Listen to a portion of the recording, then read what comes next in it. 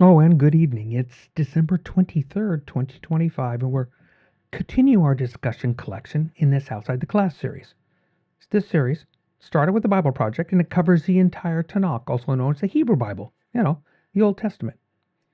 Those source videos are available for your review. They're all on TheDustyFeet.com in the Outside the Class section.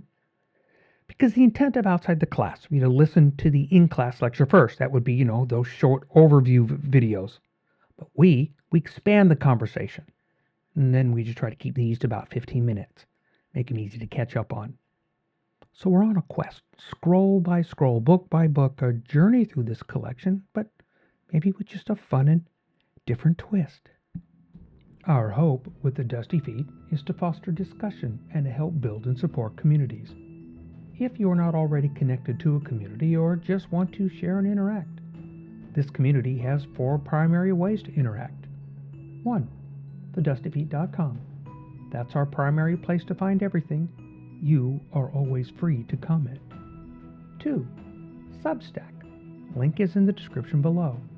It's designed around the written and spoken text. It's a place to connect to ourselves and others. 3. Facebook at TheDustyFeet. These videos and other videos are also available for comment and discussion. 4. And as always, you're welcome to send an email to bob@thedustyfeet.com.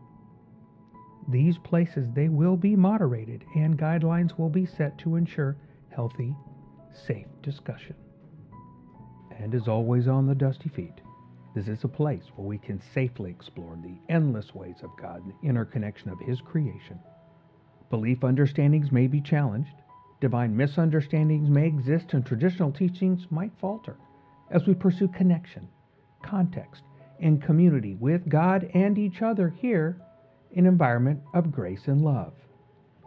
Oh, and before we forget, if you do find these kinds of podcasts useful, please, it's when you click that subscribe button. The reminders, they just help you, but also, if you think these might be useful to others, that's when you click that like button, because that is how YouTube chooses to share these to more people if they wish. So in this series, right, remember we're going to cover the entire TaNaK, the Old Testament, but we're going to do it in the original order of those Hebrew scriptures. We also need to remember that the videos we're going to be discussing, they're just the tip of an iceberg. They are part of this learning series I highly recommend, and all of them can be found on the Bible Project's website. Because we're going to ask many questions about all kinds of things. Answers? We'll see. So Samuel, second scroll. It's our part 6.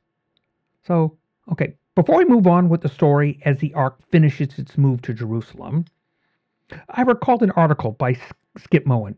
I gave it a once over again, and I think what Skip brings up has some good points to ponder.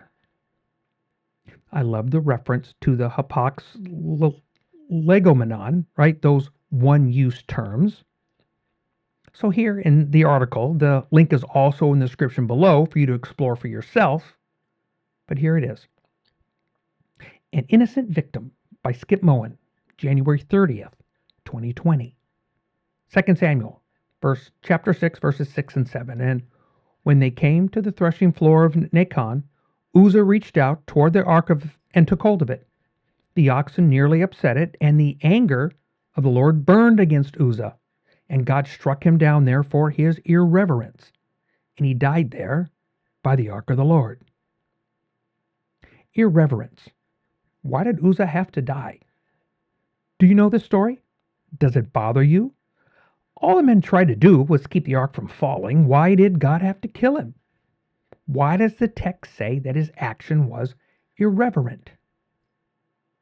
Unfortunately, the translation is a guess. The word is a hapax legomenon, right? Sa'al. It's possibly an error from Aram. It's only in 2 Samuel 6:7. That's the only time we see this term, and its meaning and its derivation, it's not certain. But whatever Uzzah did, something happened that upset God. We'll never know exactly what that was, but what we do know is that David initiated this whole mistake and its tragic result. In Numbers 7:9, Moses made it clear that the holy things of God were to be carried on shoulders, not wagons. David ignored this requirement by putting the ark on a wagon. He was responsible for the circumstances that resulted in Uzzah's death. It doesn't absolve Uzzah, but he also did something. David just set it all in motion. This makes the story even more difficult, because Uzzah seems to have been the innocent, perhaps, victim of David's sin, and this wouldn't be the first time, nor the last time that others have paid the price for David's actions. But it makes it all the more incredulous to think that God punished Uzzah rather than David. What makes David immune from punishment so that others seem to bear his mistakes?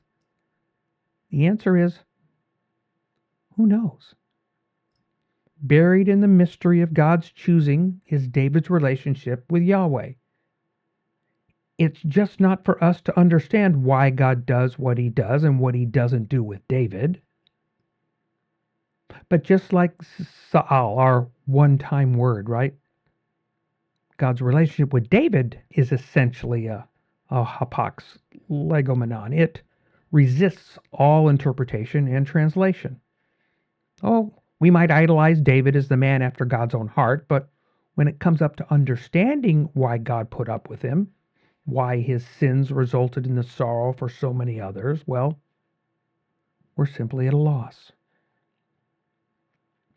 If this is what it means to be after God's own heart, then perhaps we're better off with a hapax legomenon David, yeah? Because I'm not sure the world would tolerate more than one of him. This tiny episode in the life of David, it raises some very naughty questions for us. That's Knotty. We don't ever know what Uzzah did, but we have a much better picture of David's life. It's not a very pretty one. Our assessment of David is generally drawn from Paul's words, because after all, Samuel doesn't mention David's pursuit of God after David is anointed. And that's long before the real life story of David gets going. Maybe the best we can say is this. At the beginning, maybe we're all hapax legomena, right, in God's eyes. Unfortunately, we tend to move away from that uniqueness towards a world where we become just like other men who attempt to keep their own agendas despite God's purposes. So much of what Skip mentions here, we've talked about it before, and Skip's take on David is a bit harsher. I have a few different thoughts on that, but we have more than a few times in Scripture where the character reference of a person is mentioned once, even maybe early on in the story, yet as it unfolds, well, let's say, again, it asks more than a few questions. Abraham's a good example. He's referred to as righteous, right? Genesis 15:6, and he believed the Lord, and the Lord reckoned to him as righteousness. That does ask more questions, but suffice, it's still God's choice. But more than a few times in the life of Abraham, we might ask questions of that. So in my upside down thinking, I paused a minute. I asked myself, I said, maybe my view of these kinds of decisions is actually skewed. Maybe I, unintentionally, have actually questioned God's choices in these just because I don't see it. But maybe that has a larger impact, not only on David and Abraham, but also on how I view others.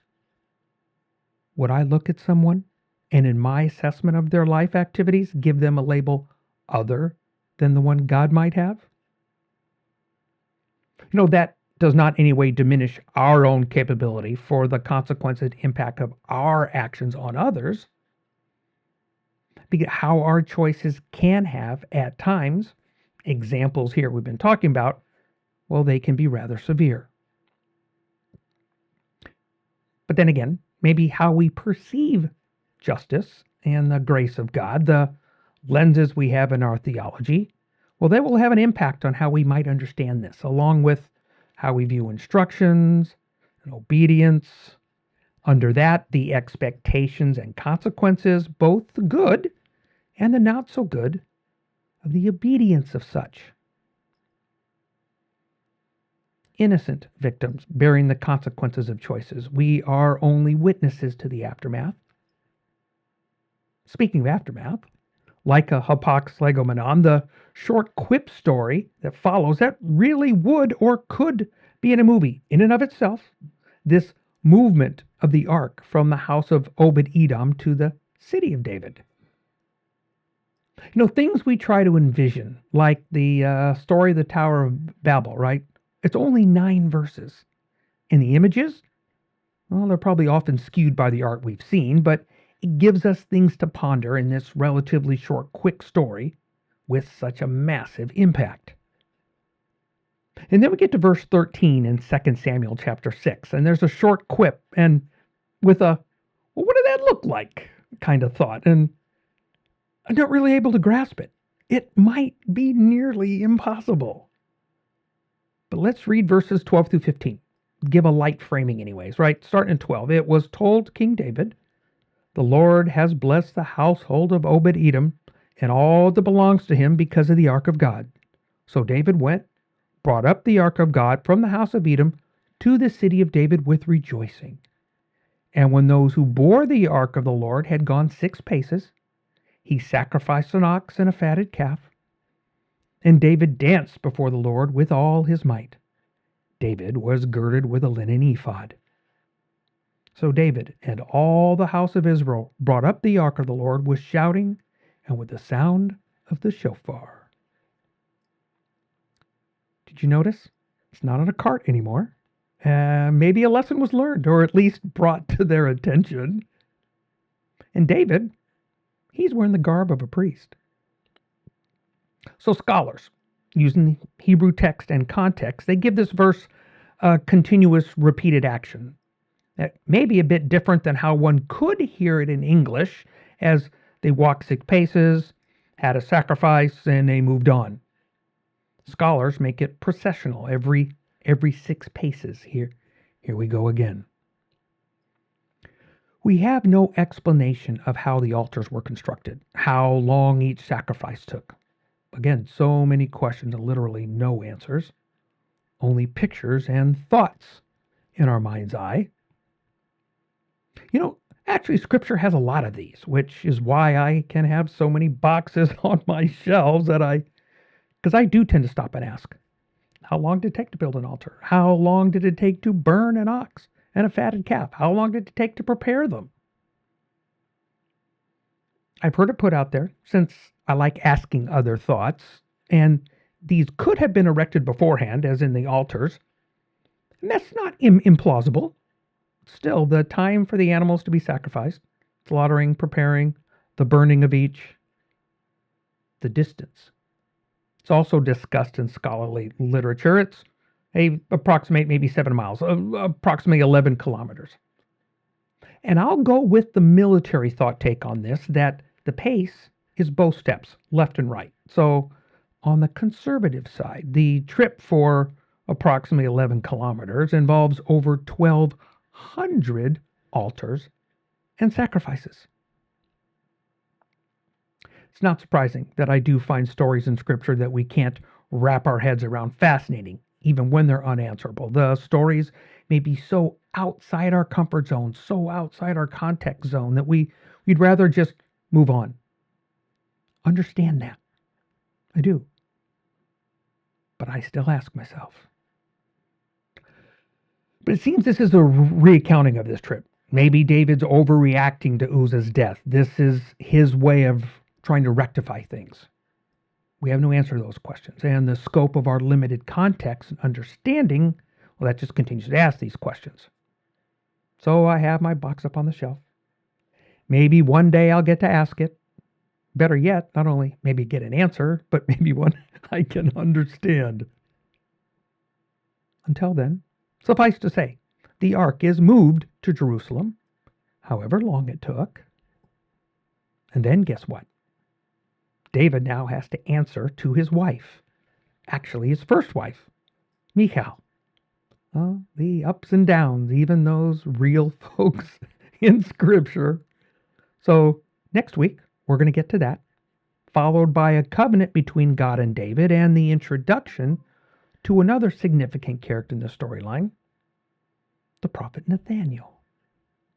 So, thanks for being with us tonight on another episode in the stories of 2 Samuel on the Dusty Feet.